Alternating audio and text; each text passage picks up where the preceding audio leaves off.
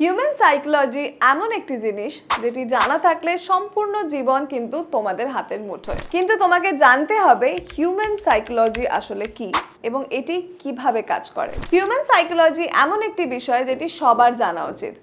যদিও আমাদের মধ্যে প্রায় 99% মানুষ মনে করে যে এটি একটি একাডেমিক সাবজেক্ট, কিন্তু তা নয়। হিউম্যান সাইকোলজি জানা এবং বোঝা তোমার প্রতিদিনের কাজে প্রতিনিয়ত কিন্তু প্রয়োজন হয়ে পড়ে। প্রতিটি মানুষের সাথে মেলামেশার জন্য কিন্তু এটা প্রয়োজন। বড় বড় কোম্পানিগুলো আমাদের এই হিউম্যান সাইকোলজি বুঝেই নিজেদের প্রোডাক্টগুলিকে বাজারে ছাড়ে। তারা বুঝতে পারে যে কোন প্রোডাক্টটি তাদের জন্য ভালো, তারা ভালো বিক্রি করতে পারবে এবং কোন প্রোডাক্টটা কিন্তু কাস্টমাররা বেশি পছন্দ করবে। এটি একমাত্র হিউম্যান সাইকোলজি বুঝলে তবেই বোঝা সম্ভব। আমাদের জীবনে তাই হিউম্যান সাইকোলজির দরকার অত্যন্ত বেশি। এটি মানুষের জীবনের রিলেশনশিপকে দৃঢ় করে, মানুষটাকে মার্কেটিং বোঝানোর ক্ষেত্রে সাহায্য করে, নিজেদের বিজনেস প্রোডাক্টগুলো বিক্রি করার ক্ষেত্রে সাহায্য করে। হিউম্যান সাইকোলজি কিন্তু তুমি কেন পড়বে সেটা নিয়েই আজকের এই ভিডিওটা, এবং আমাদের সঙ্গে এই ভিডিওটাতে কিন্তু তোমাদের পুরোটা থাকতে হবে। প্রথম কারণ হিউম্যান সাইকোলজি পড়ার সেটা হচ্ছে নিজেকে জানা। আমি যদি হিউম্যান সাইকোলজি বুঝি তাহলে এটা বুঝতে পারবো যে আসলে আমার দ্বারা কি করা সম্ভব, আমি কতটা করতে পারবো। সবকিছুই আমার সামনে মানে আয়নার সামনে প্রতিবিম্ব চিত্রের মতো হয়ে দাঁড়াবে।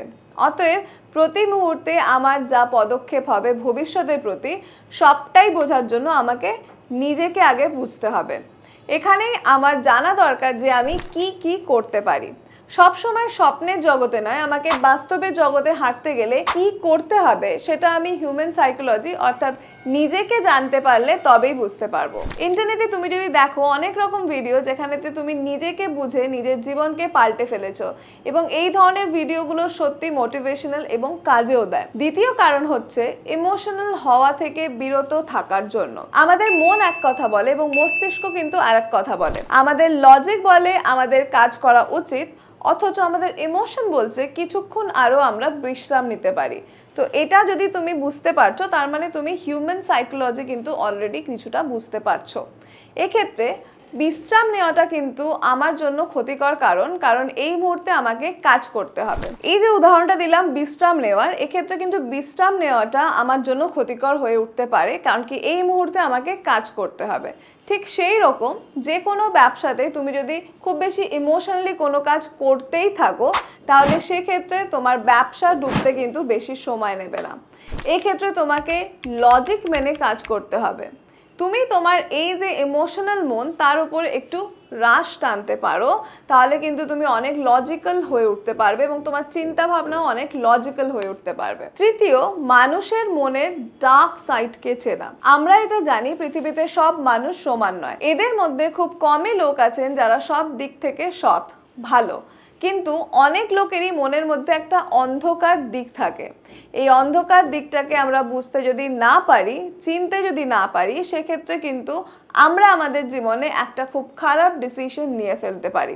একটা মানুষকে চিনতে গেলে তার যে যে জিনিসগুলো আমাদের বোঝা দরকার সেগুলো হিউম্যান সাইকোলজি জানা থাকলে বোঝা অনেকটাই সহজ হয়ে দাঁড়ায়।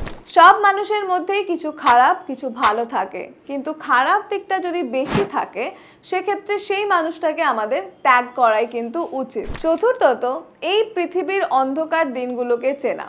এই পৃথিবীর ডার্ক সাইডকে চেনার অর্থ হচ্ছে এই জীবনে তোমাকে যদি নিজের পায়ে দাঁড়াতে হয় তাহলে যত রকমের বিনোদন তোমার সামনে আছে সেগুলোর বেশিরভাগকেই খুব স্মুথলি সরিয়ে দেওয়া। ইন্টারনেটের যুগে এমন খুব অল্প সংখ্যক মানুষই কিন্তু পৃথিবীটাকে হ্যান্ডেল করছে, মানে সম্পূর্ণ পৃথিবীর যা যা ভালো তারা সেগুলোকে হ্যান্ডেল করছে, এবং তারা চায় না যে তুমি এই চিপ এন্টারটেনমেন্ট ছেড়ে কোথাও বেরো, মানে তুমি এন্টারটেনমেন্টের জগতেই ট্র্যাপের মধ্যে ফেসে থাকো। এটাই কিন্তু তাদের উদ্দেশ্য, কারণ তাতে তাদের প্রচুর লাভ।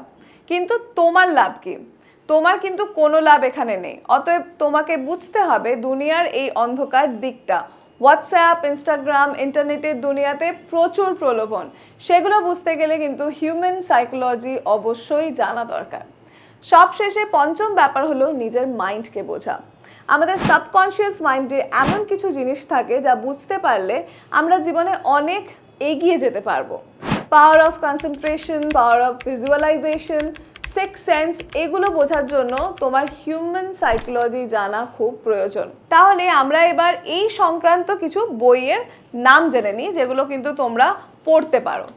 যেমন the laws of human psychology by Robert Greene, এই বইটা কিন্তু তোমরা পড়তে পারো, তাতে তোমরা হিউম্যান সাইকোলজিকে অনেকটা ভালোভাবে বুঝতে পারবে। সেকেন্ড বুক আমি যেটা রেকমেন্ড করব সেটা হলো thinking fast and slow by Daniel Kahneman. 3 নম্বর বুক হলো সেপিয়েন্স বাই ইউভাল নোয়া হারারি। 4 নম্বর বুক হলো the power of your subconscious mind by Joseph Murphy. 5 number বই যেটা তোমরা হিউম্যান সাইকোলজি জানার জন্য পড়তে পারো সেটা হলো think and grow rich by Napoleon Hill. এবং এই ভিডিওটা যদি তোমাদের ইনফরমেটিভ মনে হয় এবং এরকম আরও অনেক ভিডিও তোমরা চাইছো তাহলে আমাদেরকে কমেন্ট করে জানাও, এবং চ্যানেলে এখনও সাবস্ক্রাইব করে না থাকলে চ্যানেলটিকে এক্ষুনি সাবস্ক্রাইব করে নাও। ভিডিওটা ভালো লাগলে একটা লাইক এবং বন্ধুদের সাথে শেয়ার করে দিও।